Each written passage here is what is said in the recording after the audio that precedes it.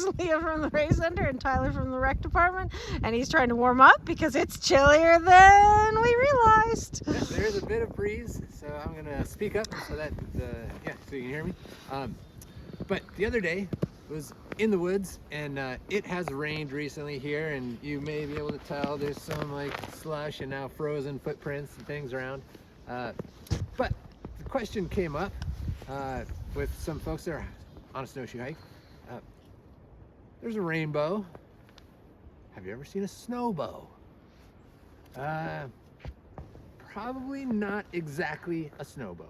There are lots of really amazing phenomena that happen with the sun and the ice crystals and snow and things like that. But rainbows happen because of spherical raindrops, and the light from the sun goes in and then bounces off and comes out. And rainbows happen in a 42-degree arc.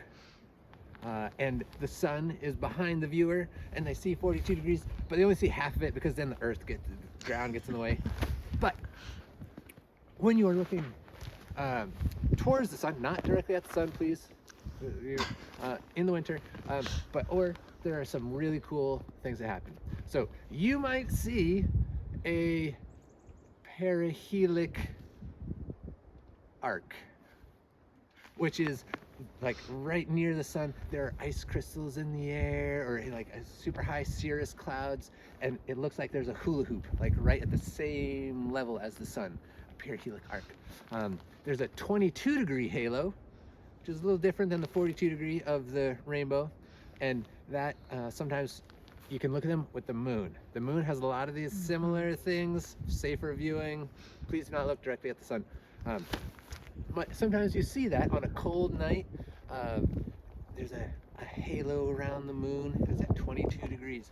And there are others. The sundog, perhaps you've heard of it.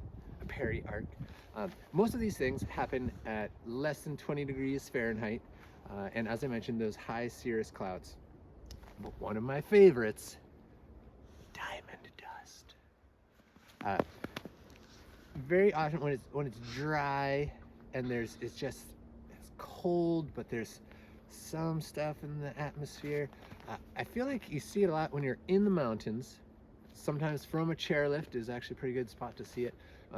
But looking down and away, and you'll see just this shimmering and this shimmering dust, and sometimes it moves and it like somehow is between you and the distant hillside or the trees, and you can never quite reach it, and it's kind of in the distance.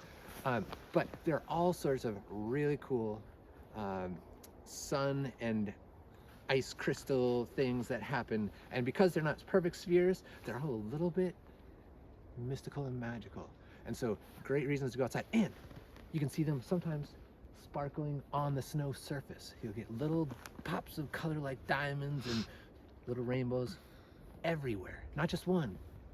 So it's a good idea to go outside in the winter because you never know what you're going to see. Excellent.